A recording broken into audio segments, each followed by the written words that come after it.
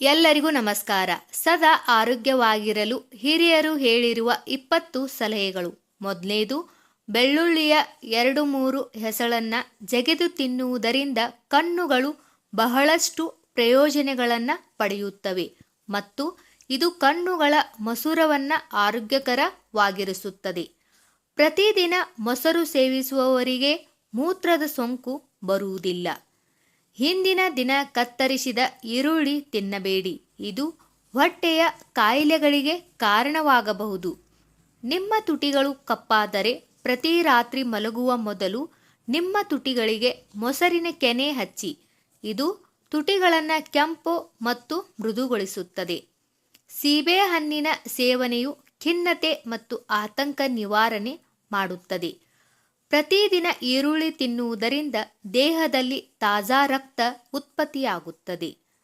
ಬಿಸಿ ನೀರಿನಲ್ಲಿ ಸ್ವಲ್ಪ ಏಲಕ್ಕಿಯನ್ನು ಸೇವಿಸುವುದರಿಂದ ದೇಹದ ಆಯಾಸ ನಿವಾರಣೆಯಾಗುತ್ತದೆ. ವಾರದಲ್ಲಿ 1-2 ಬಾರಿ ತೆಂಗಿನ ನೀರನ್ನು ಕುಡಿಯಿರಿ, ಇದು ದೇಹವನ್ನು ಆರೋಗ್ಯಕರವಾಗಿಸುತ್ತದೆ ಮತ್ತು ದೇಹದಲ್ಲಿ ದೌರ್ಬಲ್ಯವನ್ನು ಉಂಟು ಮಾಡುವುದಿಲ್ಲ. ಊಟದ ಸಮಯದಲ್ಲಿ ಸರಳ ನೀರಿನ ಬದಲು ಬೇಯಿಸಿದ ಅಜ್ವಾನ್ ನೀರನ್ನು ಕುಡಿಯಿರಿ, ಇದು ಗ್ಯಾಸ್ ಅನ್ನು ತಡೆಯುತ್ತದೆ.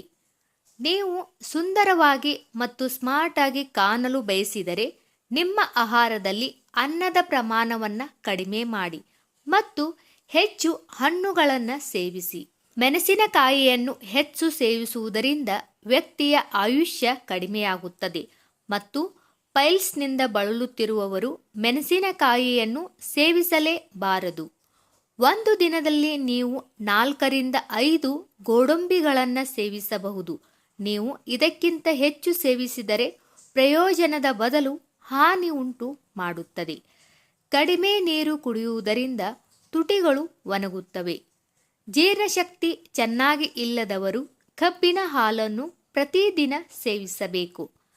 ಕೆಂಪು ಮೆಣಸಿನಕಾಯಿಯ ಅತಿಯಾದ ಸೇವನೆಯು ಕಣ್ಣು ಮತ್ತು ಮೆದುಳಿಗೆ ಹಾನಿ ಮಾಡುತ್ತದೆ.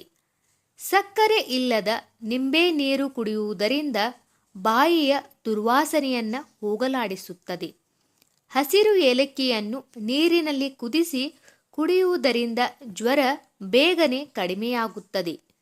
ನಿಂಬೆಹಣ್ಣಿನ ಬಳಕೆಯಿಂದ ಜ್ಞಾಪಕ ಶಕ್ತಿ ಹೆಚ್ಚುತ್ತದೆ ಮತ್ತು ಯಕೃತ್ತಿನ ದೌರ್ಬಲ್ಯದಿಂದ ಪರಿಹಾರವನ್ನು ದೊರೆಯುತ್ತದೆ. ಬೆಳಗಿನ ಉಪಹಾರಕ್ಕೆ ದಿನವೂ ಖರ್ಜೂರವನ್ನು ತಿನ್ನುವುದರಿಂದ ಆಂತರಿಕ ದೌರ್ಬಲ್ಯ ನಿವಾರಣೆಯಾಗುತ್ತದೆ. ನಿಮ್ಮ ಮುಖಕ್ಕೆ ಸ್ವಲ್ಪ ಬಾದಾಮಿ ಎಣ್ಣೆಯನ್ನು ಅನ್ವಯಿಸುವ ಮೂಲಕ ನೀವು ಸೂರ್ಯನ ಕಿರಣಗಳಿಂದ ನಿಮ್ಮನ್ನು ರಕ್ಷಿಸಿಕೊಳ್ಳಬಹುದು. ಈ ವಿಡಿಯೋದಲ್ಲಿರುವ ಎಲ್ಲ ಮಾಹಿತಿ ನಿಮಗೆ ಇಷ್ಟವಾದರೆ ದಯವಿಟ್ಟು ನಮ್ಮ ಚಾನಲ್ ಸಬ್ಸ್ಕ್ರೈಬ್, ಲೈಕ್, ಶೇರ್ ಮಾಡಿ. ಪ್ಲೀಸ್ ಸಪೋರ್ಟ್ ಮಾಡಿ. ಎಲ್ಲರಿಗೂ ಧನ್ಯವಾದಗಳು.